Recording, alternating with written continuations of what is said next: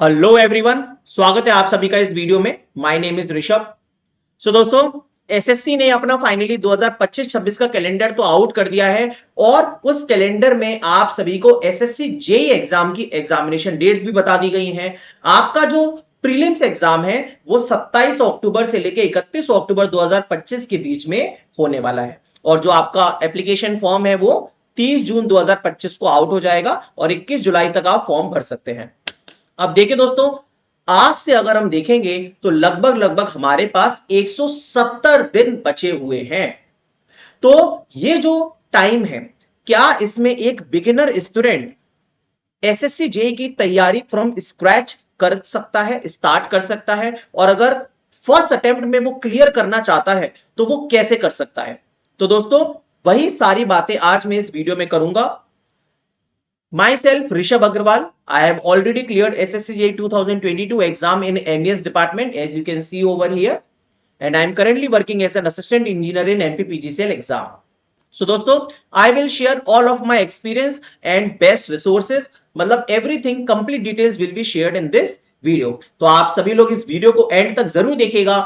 इस वीडियो के बाद आप लोगों को प्रॉपर तरीके से पता होगा कि अगले 6 महीने में मुझे क्या क्या कदम उठाने होंगे, किस किस तरीके से काम करना होगा, कहां से पढ़ना है, क्या नहीं पढ़ना है, every details will be share.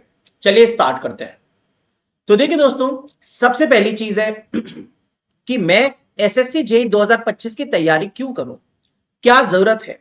अब कुछ लोग तो जानते हैं इस एग्जामिनेशन के बारे में, लेकिन कुछ लोग शायद नहीं भी जानते। तो मैं बता दूं, ये जो एग्जाम है दोस्तों, ये डिप्लोमा और बीटेक इंजीनियरिंग ग्रेजुएट्स के लिए बना हुआ है। Electrical, mechanical and civil 3 branches में ये एग्जाम होता है।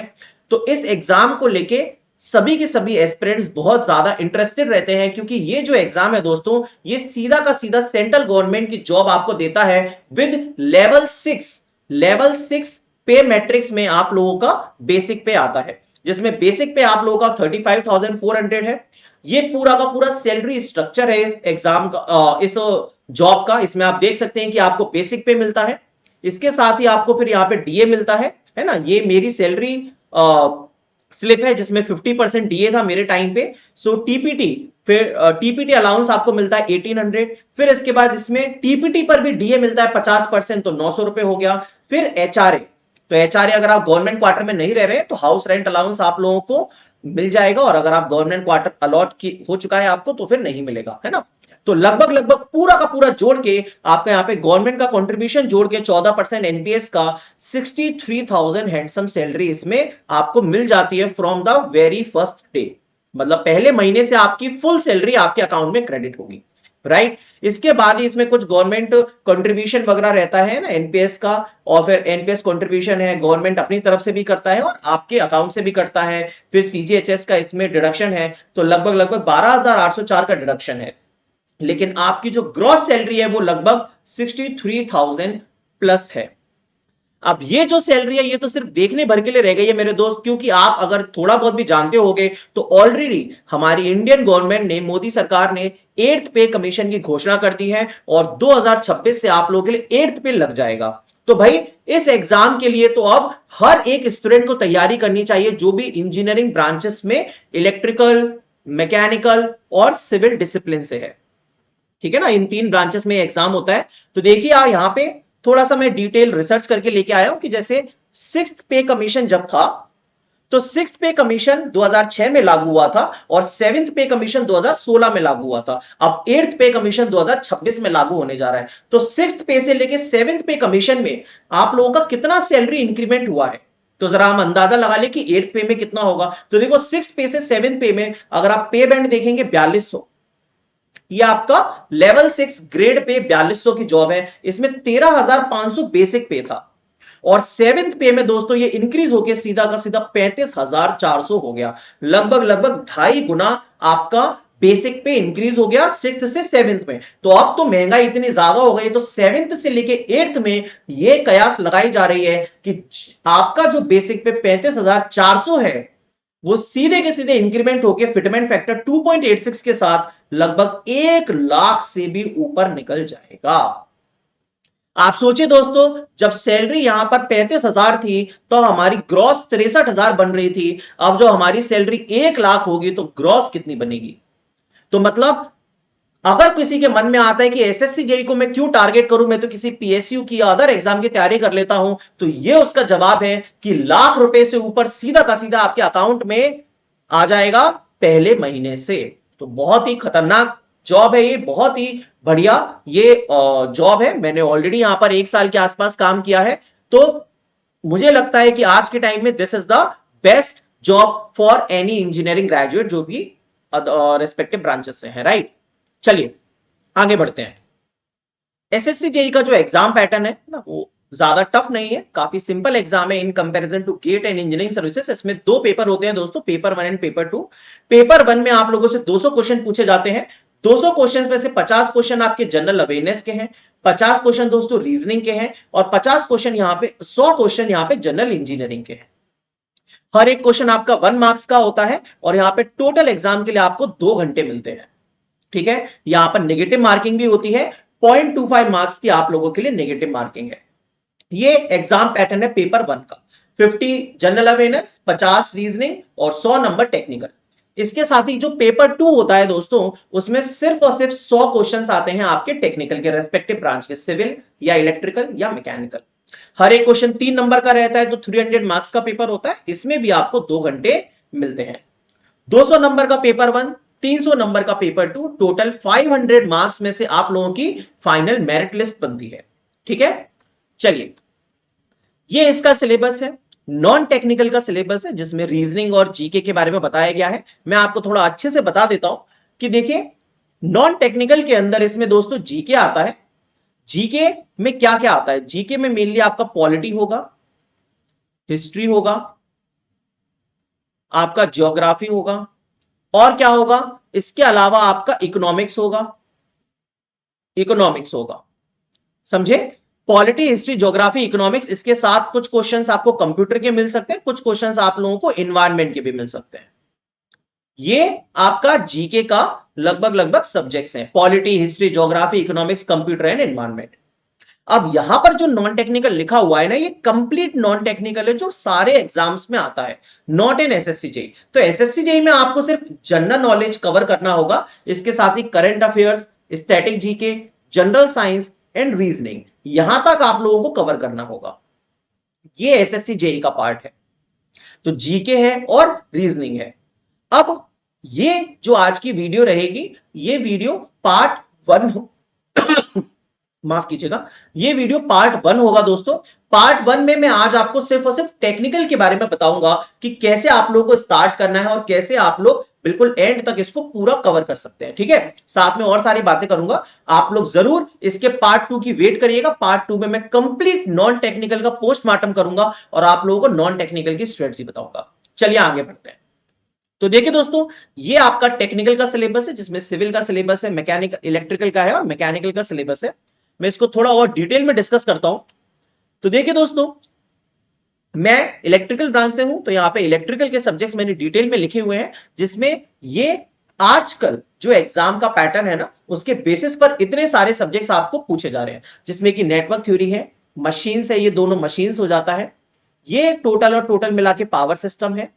फिर आपका इलेक्ट्रॉनिक्स आ गया, मेजरमेंट है, यूटिलाइजेशन है, जिसमें इतने सारे टॉपिक्स रहते हैं आपके एग्जाम्स में जो आते हैं। इसके साथ एस्टिमेशन एंड कॉस्टिंग, ये आजकल 2-3 सालों से पूछा जा रहा है, और इसके साथ ही अर्थिंग एंड वायरिंग। आजकल ये जो सब्जेक्ट है, ये ऑब्सोलीट सा हो गया है, अब ज्यादातर इसको नहीं पूछा जा रहा है। तो अगर आप इसको छोड़ के भी जाते हैं एसएससी जेई एग्जाम में से, तो काम चल जाएगा, क्योंकि नॉर्मली एस्टिमेशन एंड कॉस्टिंग ज्यादा पूछ रहा है, अर्थिंग एंड वायरिंग हम नहीं पूछता। चलिए, ये आपका एसएससी जेई का सिलेबस है, इसको मैं और आगे डिस्कस करूंगा कैसे कवर करना है। टारगेट फॉर एसएससी जेई, देखिए दोस्तों, पेपर का पैटर्न हो गया, सिलेबस हो गया। अब हमें सबसे पहले यह देखना है कि किसी भी एग्जाम को अगर हमें टारगेट करना है, तो हमें उसमें कितने नंबर लाना होगा, तभी तो हम सिलेक्ट होंगे। कॉम्पिटिटिव एग्जाम के अंदर हमें सबसे पहले हमारा टारगेट पता होना चाहिए। ठीक है, तो सीबीटी 1 जो है, पहले आप वो क्लियर करोगे, वो क्लियर होगा तब जाके पेपर 2 की बात आएगी। तो पेपर 2 में अभी हमें नहीं सोचना है, अभी हमें सीबीटी 1 के बारे में सोचना है। अब सीबीटी 1 ही आपका अक्टूबर में होने वाला है। तो कितना स्कोर हमें मिनिमम लाना होगा जिससे कि हम इस एग्जाम को क्लियर कर सकें, एक बिगिनर स्टूडेंट को पता होना चाहिए। तो देखिए दोस्त, ये 2024 का पेपर 1 का कट ऑफ है। इसमें आप देखिए जनरल का जो कट ऑफ है वो आउट ऑफ 200 मार्क्स 132 नंबर है। तो ये हाईएस्ट कट ऑफ है। आउट ऑफ 200 जनरल कैटेगरी का 132 मार्क्स, राइट। फिर ईडब्ल्यूएस का 120 है। ओबीसी का कट ऑफ जनरल से लगभग एक आध नंबर आगे पीछे ही रहता है। ईडब्ल्यूएस का 120 है। एसटी का 113 के आसपास है और एसटी का 101 के आसपास कट ऑफ है। ये 2024 का कट ऑफ है। 132 नंबर जनरल का। तो आप किसी भी कैटेगरी से बिलोंग करते हो, आप लोगों को तो जनरल के जो कट ऑफ है उसी को रेफरेंस लेके अपनी प्रिपरेशन करनी होगी, है ना, कि हम लोग इतने कट ऑफ से ऊपर नंबर लेके आए, चाहे हम किसी भी कैटेगरी के हो, हमें उससे फर्क नहीं पड़ता। ठीक है, आगे 2023 का देखते हैं। तो इसमें देखिए E&M ब्रांच का कट ऑफ है, ये इलेक्ट्रिकल मैकेनिकल का। जनरल का है 131, ओबीसी का 131, सेम कट ऑफ है बिल्कुल। ईडब्ल्यूएस का 125, एससी का 116 और एसटी का 105।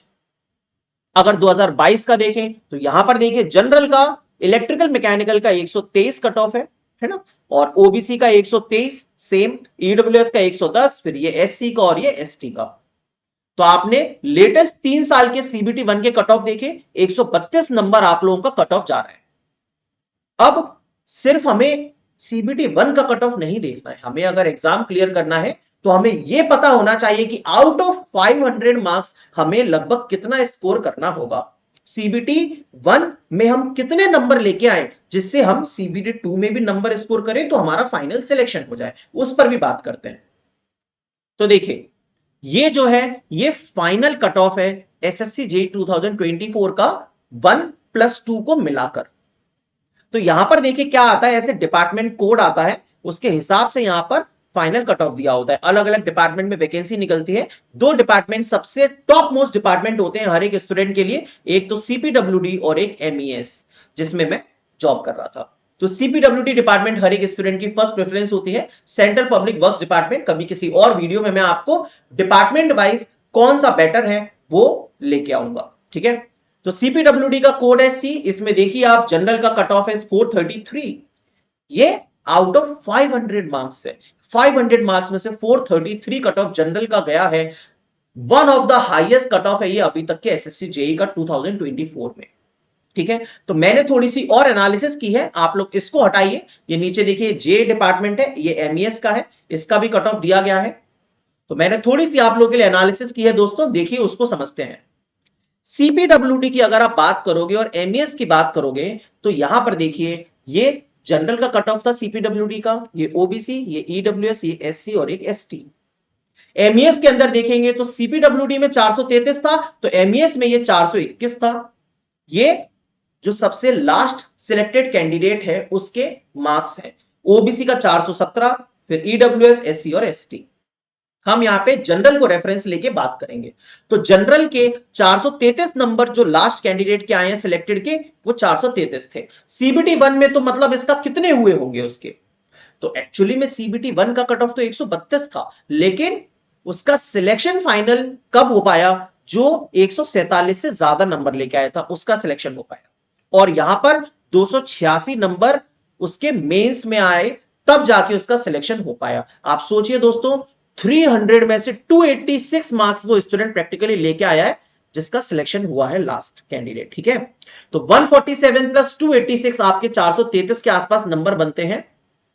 तो कहने का मतलब अगर आप 132 नंबर ले भी आए सीबीटी 1 में तो भी आपका सिलेक्शन नहीं होगा फाइनली, क्योंकि आप मेंस में इतना हाई स्कोर कर रहे हो तो भी सिलेक्शन नहीं हो रहा। कितने चाहिए, कम से कम 147 चाहिए। एमईएस में देखिए यहां पे सीबीटी 2 में 273 और सीबीटी 1 में लगभग 148 नंबर चाहिए। तो एक तरीके से ये तो क्लियर हो रहा है यहां से कि भाई हमें अगर सिलेक्शन लेना है तो सीबीटी 1 में जो हमारा टारगेट है वो कहीं ना कहीं 150 नंबर से ज्यादा ही होना चाहिए। तो चलिए मैं आपको बता देता हूं कि आज की इस वीडियो में मैं आपको जो चीजें बताऊंगा वो बताऊंगा कि आप कैसे 155 से ज्यादा नंबर का टारगेट रखकर तैयारी कर सकते हैं। हमारा टारगेट होगा 155 plus marks in SSC JEE CBT 1। जब आप सीबीटी 1 में इससे ज्यादा नंबर लेके आएंगे तो सीबीटी 2 में आपको ज्यादा लोड नहीं आएगा, आप ठीक ठाक स्कोर करके भी आप सिलेक्शन जरूर ले पाओगे। तो अगर 155 नंबर सीबीटी 1 में मेरे भाई आपको लाने हैं तो उसके लिए आपको टेक्निकल में कितना स्कोर करना होगा, नॉन टेक्निकल में कितना करना होगा। तो टेक्निकल में आपका टारगेट होना चाहिए 80 से ऊपर, रीजनिंग में होना चाहिए 45 से ऊपर, और जीके जीएस में होना चाहिए 30 से ऊपर, 30 प्लस मार्क्स। सबको जोड़ेंगे लगभग 155 मार्क्स आपके बनते हैं। तो इसका मतलब आपको इस लेवल की तैयारी करनी होगी सीबीटी 1 के लिए, ये जो रिमेनिंग टाइम है उसमें। टेंशन मत लीजिए, मैं आपको अब वो रोड मैप बताने जा रहा हूं कि आप लोग कैसे स्कोर कर सकते हैं इतने अच्छे मार्क्स। देखिए दोस्तों, how to master electrical engineering, जैसा कि मैंने कहा ये पार्ट 1 है, आज इलेक्ट्रिकल इंजीनियरिंग की बात होगी। जो नेक्स्ट वीडियो आएगा उसमें कंप्लीट एनालिसिस होगा जीके जीएस का। तो चलिए देखते हैं। 6 मंथ्स का रोड मैप है दोस्तों, इसको मैंने मई से लेकर अक्टूबर के लिए पूरा का पूरा डिजाइन किया है। सबसे पहले इसमें मैंने 3 फेजेस में डिवाइड कर दिया है पूरी की पूरी प्रिपरेशन को। 3 फेजेस का मतलब, एक है आपका फाउंडेशन फेज। फाउंडेशन फेज आपका चलेगा मई, जून और जुलाई में। फिर है प्रैक्टिस फेज, ये चलेगा दोस्तों अगस्त और सितंबर में। और फिर आएगा आपका फाइनली रिवीजन फेज, ये होगा आपका अक्टूबर के मंथ में। ठीक है, तो चलिए समझते हैं कि सर ये फाउंडेशन फेज में हमें क्या काम करना होगा, है ना। देखो, सबसे पहले एक और चीज बता दूं कि एसएससी जेई के अंदर, जैसा कि इलेक्ट्रिकल इंजीनियरिंग की हम बात कर रहे हैं, तो ये कंप्लीट एनालिसिस है 2024 के पेपर का। 3 शिफ्ट में आपका सीबीटी 1 हुआ था मेरे दोस्त। इसमें आपको किस सब्जेक्ट से कितना वेटेज पूछा गया है वो कंप्लीट चार्ट यहां पर है, आप लोग वीडियो को पॉज करके एक बार अच्छे से देख सकते हैं। लेकिन मैं आपको मोटा मोटा बता देता हूं कि यहां पर देखिए दोस्तों, नेटवर्क थ्योरी, मशीन्स, ये मैग्नेटिक सर्किट नेटवर्क का ही पार्ट है। ये दोनों सब्जेक्ट मिला के आपका 50 से ज्यादा नंबर तो इसी में आ जाता है, 50 से ज्यादा मार्क्स इसी में आ जाते हैं आपके। ठीक है, 1 मिनट दीजिएगा, जरा लैपटॉप को चार्जिंग में लगा लो।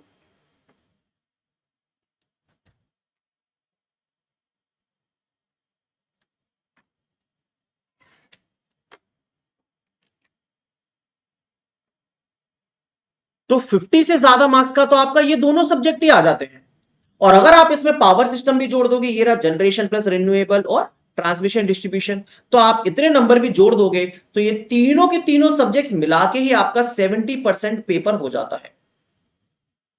तो कहीं ना कहीं अगर आपको इस एग्जाम को क्लियर करना है मेरे भाई, तो नेटवर्क, मशीन्स और पावर सिस्टम, ये 3 सब्जेक्ट तो आपके पूरी तरीके से एकदम पोस्टमार्टम आपको करने पड़ेंगे, तरीके से पढ़ने पड़ेंगे। 70% पेपर 100 में से तो इसी में से आ जा रहा है। ठीक है, फिर जो रिमेनिंग सब्जेक्ट्स है उनका वेटेज बाकी के रेस्ट 30% में से है। तो जो फाउंडेशन फेज होगा वो कहीं ना कहीं इन्हीं तीनों सब्जेक्ट्स को टारगेट करेगा।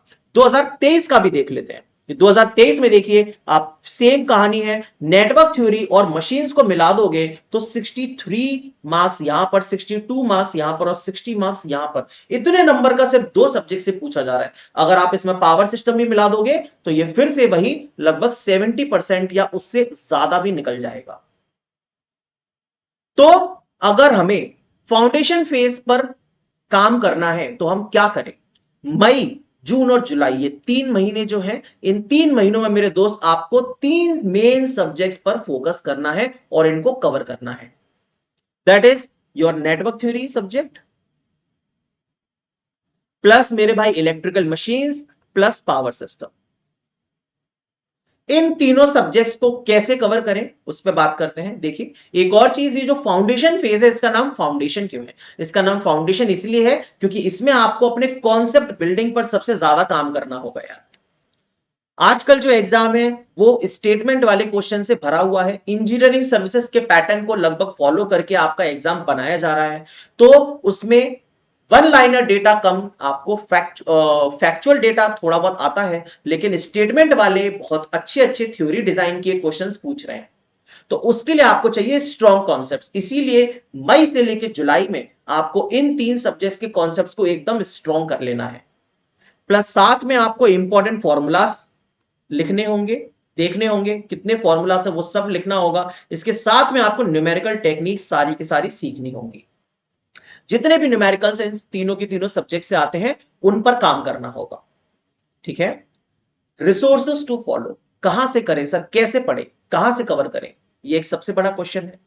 तो देखिए दोस्त, दो तीन तरीके हैं। आप सेल्फ स्टडी कर रहे हैं तो आप बुक्स को फॉलो कर सकते हैं। कौन कौन सी किताब फॉलो करें, देखिए एक बुक आती है BL थरेजा, ये कंप्लीट इलेक्ट्रिकल की किताब है मेरे दोस्त। इसमें कंप्लीट इलेक्ट्रिकल के सब्जेक्ट्स दे रखे होते हैं, ठीक है ना।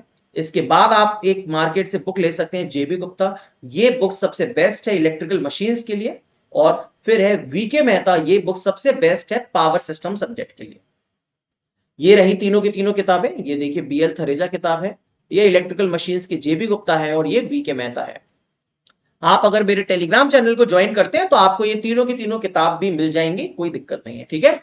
टेलीग्राम का जो लिंक है वो डिस्क्रिप्शन बॉक्स में, आप लोग जरूर टेलीग्राम को ज्वाइन कर लेना, ठीक है दोस्तों। चलिए, अब इसके साथ बुक्स तो हो गई सर, लेकिन किताबों में से भी हम पढ़ेंगे, इसके अलावा और क्या कर सकते हैं। आप मेरे यूट्यूब चैनल को फॉलो करिए, यूट्यूब से आपको बहुत ज्यादा हेल्प मिलती है ना। जैसे कि ये वीडियो है, ये आप लोगों को एक रोड मैप बता रही है। अब आगे की ये जो सीरीज आएगी, मैं एक पूरी की पूरी सीरीज बनाने वाला हूं, जिसमें कंप्लीट SSC की प्रिपरेशन गाइडेंस रहेगा, और आपको अलग अलग टाइप की वीडियोस मिलती जाएंगी। तो आप लोग सब्सक्राइब जरूर कर लीजिएगा।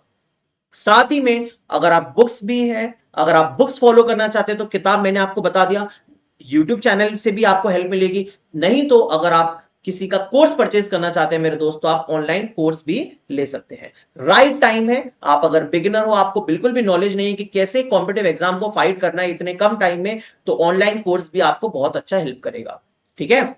बुक्स मैंने बता दिया। अब जैसे कि ऑनलाइन कोर्स है, तो ऑनलाइन कोर्स में अपने बारे में बताना चाहता हूं भाई। मैंने बहुत सालों से टीचिंग की है, लगभग 8 सालों का मेरा टीचिंग एक्सपीरियंस है। उसके बेसिस पे मैंने जो 8 सालों में सीखा है, वो सब की सब मैं इस फाउंडेशन कोर्स में आप लोगों को जेई के लिए करवाने वाला हूं। तो ये जो इलेक्ट्रिकल का फाउंडेशन कोर्स है, ये अभी रिसेंटली 6 मई से स्टार्ट हुआ है मेरे दोस्त। बिल्कुल न्यू फ्रेश बैच है, स्पेशली टारगेटिंग SSC जेई, जिसकी फीस आप देख सकते हैं यहाँ पे। ओनली 1 ईयर का सब्सक्रिप्शन आप लोगों के लिए काफी रहेगा। 1 ईयर की जगह अगर आप 2 ईयर के लिए भी जाना चाहते हो तो वो भी अवेलेबल है। आप ऐप डाउनलोड कर लीजिएगा मेरा, इंजीनियरिंग इनोवेशन, और इसकी इंस्टॉलमेंट में भी आप यहाँ पे पे कर सकते हो। आप यहाँ पे एक चीज समझिए कि इसमें मैं आप लोगों को कंप्लीट डेली 2 आवर्स की लाइव क्लासेस प्रोवाइड कर रहा हूं। इसके साथ आप लोगों को प्रैक्टिस क्वेश्चंस की अलग से क्लासेस रहेंगी, सब्जेक्ट वाइज थ्योरी क्लासेस रहेंगी, MCQs की भी रहेंगी, और आप अपना जो वीडियोस है वो लैपटॉप पे भी आराम से देख सकते हैं, ठीक है। ये सारे फीचर्स रहेंगे, आप लोग पॉज करके इसको पढ़ सकते हैं, ठीक है। मेन चीज मैं इस पे फोकस करना चाहूंगा कि माइंड मैप टीचिंग टेक्निक, इतने सालों का जो मेरा एक्सपीरियंस है उसके बेसिस पे मैं ये कह सकता हूं कि जब भी मैं आपकी क्लास लूंगा तो जो भी आपको पढ़ाऊंगा वो सीधे के सीधे आपके दिमाग में छपता जाएगा। और इस एग्जाम में जरूरी है कि कौन कितना ज्यादा रट सकता है। तो रटने के लिए भाई पढ़ाना ऐसे पड़ता है कि वो डेटा बहुत जल्दी याद भी हो जाए। इस तरीके से ट्रिक्स बताई जाए कि आपको याद भी करवा दूं मैं क्लास में। तो वो माइंड मैपिंग टेक्निक के साथ मैं क्लासेस लेता हूं। डेमो क्लास ऑलरेडी यूट्यूब पर पड़ी हुई है, आप लोग introduction of networks demo class देख सकते हैं, ठीक है। मेरे वीडियो सेक्शन में डेमो क्लास भी अवेलेबल है, ठीक है। ये सारे के सारे सब्जेक्ट्स करवाऊंगा, साथ में आपको ये एक्स्ट्रा सब्जेक्ट्स भी मिल जाएंगे, जिनसे आप SSC जेई के अलावा और बाकी एग्जाम्स को भी टारगेट कर सकते हैं, ठीक है दोस्तों। आते हैं हमारे दूसरे फेज पे, दैट इज प्रैक्टिस फेज। मई, जून और जुलाई में आपने दबा के तरीके से थ्योरी पढ़ी, दबा के कॉन्सेप्ट्स बिल्ड किए, नोट्स वगैरह बनाए, सब कुछ आपने कर लिया। अब बारी आती है प्रैक्टिस फेज की। सर प्रैक्टिस तो हम पहले भी क्या मतलब ना करें, नहीं, प्रैक्टिस पहले भी करनी है, लेकिन अब अगस्त से आपको और ज्यादा सीरियस हो जाना है। और क्या क्या करना है आपको, प्रैक्टिस करना है मॉक्स एंड PYQs। मॉक्स कौन से प्रैक्टिस करने हैं आपको दोस्त, मॉक्स यहां पे सब्जेक्ट वाइज मॉक्स प्रैक्टिस करने हैं। जब जब आपका सब्जेक्ट खत्म होता जा रहा है तब तब आप टेस्ट देते जाइए, लेकिन अगस्त से आप लोग एकदम सीरियस हो जाइए, और एक दिन में कम से कम 1 से 2 सब्जेक्ट वाइज मॉक्स आप लोग डेली के डेली लगाइए, ठीक है। इसी के साथ इस मंथ से आपको PYQs पर भी काम करना स्टार्ट कर देना है। SSC जेई के लिए 2 हेल्पफुल बुक्स हैं दोस्तों, है ना, रिसोर्सेस हैं। कौन कौन से, एक तो है ये यूथ कंपटीशन की SSC जेई की PYQs बुक, ये रही ये वाली SSC जेई की PYQs। ये पेपर वाइज और सब्जेक्ट वाइज दोनों आती है, तो आप लोग मार्केट से परचेज कर सकते हैं किसी भी किताब को, है ना, PDFs भी अवेलेबल है ना। बट मैं चाहूंगा कि कम से कम इस PYQ बुक को तो आप लोग मार्केट से ले ही लें, है ना। इसमें लेटेस्ट अभी तक के सभी पीवाईक्यू सॉल्व हैं चैप्टर वाइज। इसके साथ ही दूसरी एक और किताब है, अगर आपको एसएससी जेई की तैयारी करनी है तो सिर्फ एसएससी जेई के नहीं, अदर जेई के एग्जाम्स की भी आपको क्वेश्चंस लगाने होंगे, उसके लिए एक नई किताब आई है मार्केट में। ये देखिए दोस्तों, वॉल्यूम 1 टू वॉल्यूम 4, 1 2 3 4, इसमें लगभग 41,000 से ज्यादा क्वेश्चंस हैं। तो ये किताब भी मार्केट में आ चुकी है, आप लोग परचेज कर सकते हैं इसको। ये किताब आप लगाओगे तो सिर्फ एसएससी जेई नहीं, बाकी सभी के सभी एग्जाम्स की प्रैक्टिस आपकी इससे हो जाएगी। ठीक है, चलिए, तो ये रिसोर्सेस रहे आपको अगस्त और सितंबर में डेली के डेली, हर जो भी सब्जेक्ट आपका कंप्लीट हो गया, हर सब्जेक्ट का आपको टॉपिक वाइज क्वेश्चंस को प्रैक्टिस करना होगा। ठीक है, चलिए, एक और बहुत ही इंपॉर्टेंट बात मैं बताना चाहता हूं। अक्सर होता क्या है कि हम लोग पढ़ तो बहुत ज्यादा लेते हैं, लेकिन हम लोग उसको याद नहीं रख पाते। इसकी सबसे बड़ी दिक्कत यह है कि हमने उसको कहीं नोट ही नहीं करके रखा, जो चीज भूलने वाली है। तो इसीलिए आप सभी लोग एक काम जरूर करना, और वो है make separate copy of factual data plus important numericals. जब भी आप प्रैक्टिस करोगे, तो शुरुआत से अगर प्रैक्टिस कर रहे हो तो अभी से, आज से ही आपको एक सेपरेट कॉपी रजिस्टर बना के रखना होगा, जिसमें जब भी आप क्वेश्चन लगा रहे हो और उसमें कोई डेटा वाली चीज आ रही है जो कि रटने वाली है, जिसको कि भूल सकते हैं हम, तो वो चीज आप लोग कॉपी में नोट करके रख ले दोस्त, है ना, जिससे कि रिवीजन जब करेंगे हम लोग, तब वो सारा डेटा बहुत काम आएगा। तो ये जो 6 महीने में आप पूरा का पूरा डेटा इकट्ठा करोगे, इसको बहुत ही कम टाइम में बिफोर द एग्जाम आप लोग रिवाइज कर पाओगे। समझ में आ रही है बात? So make a separate copy of factual data plus important numericals. जो जो इंपॉर्टेंट न्यूमेरिकल्स आप लोगों को लगेंगे इस प्रैक्टिस करते समय, प्रैक्टिस फेज वाले समय, आप लोगों को लगेगा कि ये न्यूमेरिकल बहुत ज्यादा अच्छा है ना, बहुत नया कॉन्सेप्ट है, इसमें अभी तक मैंने कवर नहीं किया है, ये आता नहीं है मुझे, उस न्यूमेरिकल को भी आप लोग उस रजिस्टर में जरूर लिखिए। कॉपी या फिर रजिस्टर बना ले तो ज्यादा बेहतर रहेगा। आई बात समझ? फाउंडेशन में आपने अपना बेसिक स्ट्रॉन्ग किया, 70% टू 75% सिलेबस कवर किया। अब आप पढ़ाई को रोकेंगे तो है नहीं, बाकी के सब्जेक्ट्स भी आपके अगस्त से चलते रहेंगे, अगस्त और सितंबर में बाकी के सब्जेक्ट्स भी कवर करेंगे, लेकिन उसके साथ साथ आप प्रैक्टिस पर भी ध्यान देंगे। इसका मतलब ये नहीं है कि सर फाउंडेशन में सिर्फ वही 3 पढ़ना था, आगे के नहीं पढ़ने, आगे की भी पढ़ने, लेकिन वो इस दौरान पढ़ने हैं, और साथ में आप प्रैक्टिस भी ज्यादा तेजी से करनी है, क्योंकि 70% सिलेबस तो ऑलरेडी पढ़ चुके हो, तो पहले उस पर महारत हासिल की जाए, उसकी प्रैक्टिस की जाए। सिलेबस भी चलेगा और साथ में आप प्रैक्टिस भी चलेगी। Last phase of this particular technical is the revision phase. ये आपका मेरे दोस्त स्टार्ट हो जाता है आपके सितंबर के मध्य से लेके अक्टूबर तक, पूरा का पूरा एग्जाम तक। अब आप लोगों को किस चीज पर फोकस करना है, याद रखिए मेरे भाई, आपको अगर सच में सिलेक्शन लेना है तो इस टाइम पर जो मैं बात बता रहा हूं वो जरूर फॉलो कर लेना, and that is make short notes. मैंने बहुत सारे बच्चों को देखा है, बहुत सारे बच्चों को गाइड किया है, सेमिनार लिया है, लेकिन मैं अगर 10 बच्चों में से पूछता हूं, 10 बच्चों को पूछता हूं कि क्या आपने कभी शॉर्ट नोट्स बनाए हैं, तो उसमें से 8 बच्चों का आंसर होता है नहीं सर। इसीलिए सिलेक्शन भी सिर्फ उन्हीं दोनों का होता है जिन्होंने बनाए होते हैं। तो इसीलिए मेरे दोस्त, अगर आप अभी से नोट्स बनाना स्टार्ट कर रहे हैं फुल नोट्स, तो लास्ट के टाइम पे आप लोग शॉर्ट नोट्स जरूर बनाइएगा।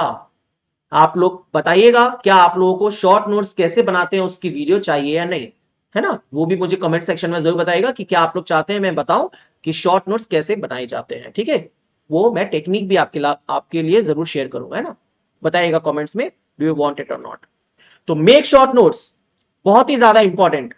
एग्जाम से 2 दिन पहले हमें पूरा का पूरा मशीन रिवाइज करना है। अब फुल नोट्स थोड़ी खोलते बैठेंगे, 400 पन्ने का 4-4 5-5 मशीनें हैं, इतना सारा डेटा है, कौन याद रखेगा। तो वो सब चीजें पहले से अगर शॉर्ट नोट्स में लिखी होंगी तो काम बहुत आसान हो जाएगा। तो सितंबर के महीने से ही हम लोग शॉर्ट नोट्स बनाना भी स्टार्ट कर देंगे। अभी से नहीं बनाएंगे, मई से नहीं बनाएंगे, अभी हम लोग अपने कंसेप्ट बिल्डिंग पर काम करेंगे। जितना पढ़ाया जा रहा है उसको अच्छे से पढ़ेंगे, या बुक से भी आप पढ़ सकते हो, ठीक है। और फिर रिवीजन फेज में आपको डेली की डेली एक फुल लेंथ मॉक तो लगाना ही है। डेली मॉक लगा रहे हैं, शाम को उसको एनालाइज कर रहे हैं। सुबह बैठे, डेली 2 घंटे का सुबह मॉक लगाया, शाम को उसको हमने एनालाइज किया, अगले दिन फिर से हमने मॉक लगाया। अगर कोई काम आ जाता है तो कोई बात नहीं, 2-2 दिन छोड़ के भी मॉक प्रैक्टिस आप कर सकते हो। लगभग लगभग आपको 30+ mock test before exam practice करके जाना होगा दोस्त। 30+ मॉक टेस्ट आपको बिफोर द एग्जाम प्रैक्टिस करके जाना होगा एटलीस्ट। तो सिर्फ मॉक लगाना जरूरी नहीं है, जरूरी है मेरे भाई कि आप उसको कितना अच्छे से एनालाइज कर रहे हो, अपनी गलतियों को पहचान रहे हो, फिर उनको रिवाइज कर रहे हो शॉर्ट नोट से, और फिर दोबारा मॉक दे रहे हो, फिर रिवाइज कर रहे हो शॉर्ट नोट से कमियों को, फिर दोबारा मॉक दे रहे हो। तो यही पूरा का पूरा तरीका है जिसको अगर आप तरीके से फॉलो करोगे तो definitely you can crack this exam in your first attempt. और इसके साथ एक चीज और करनी होगी, मेरा एप्लीकेशन इंजीनियरिंग इनोवेशन पर आप लोगों को सारे के सारे लेटेस्ट एग्जाम के पेपर्स मिल जाएंगे, उनको आप अपने मोबाइल में डाउनलोड करके प्रिंट भी करवा सकते हैं। तो जितने भी लेटेस्ट एग्जाम पेपर्स हैं ये हमें प्रैक्टिस करना होगा इन दिस रिवीजन फेज। अभी से नहीं करना है, अभी से जरूरत नहीं है, अभी तो हम खुद ही अपने कॉन्सेप्ट बिल्ड कर रहे हैं, तो हम पेपर्स कैसे लगाएं।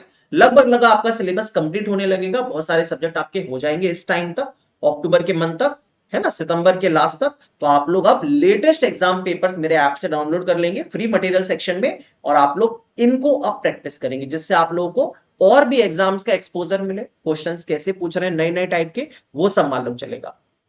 ठीक है। और किसी महान आदमी ने कहा है revision is the key to success. भाई महान आदमी क्या, हर एक बच्चा कहता है, जो भी स्टूडेंट सिलेक्ट होता है, जो भी बंदा सिलेक्ट होता है, वो बोलता है कि रिवीजन इज द की ऑफ सक्सेस। जिस बंदे ने पूरा का पूरा अपना इतने महीनों का जो काम किया है उसको शॉर्ट नोट्स बनाकर रिवाइज कर लिया, तो definitely you can get selected. ठीक है। सो ये foundation phase, practice phase and revision phase, ये तीनों की तीनों आपका मॉड्यूल है, पूरे 6 महीने का एक रोड मैप है मेरे दोस्त, है ना। आई होप आपको ये वीडियो अच्छी लगी हो। जो भी आपके डाउट्स हैं या जिस भी टॉपिक पर आप वीडियो चाहते हैं वो जरूर मुझे बताइएगा कमेंट सेक्शन में, और आज की वीडियो कैसी लगी ये भी जरूर मुझे बताइएगा दोस्तों। लाइक जरूर कर दीजिएगा, चैनल को सब्सक्राइब कर लीजिएगा। राइट, मैं आप लोगों से मिलता हूं नेक्स्ट वीडियो में। Thank you.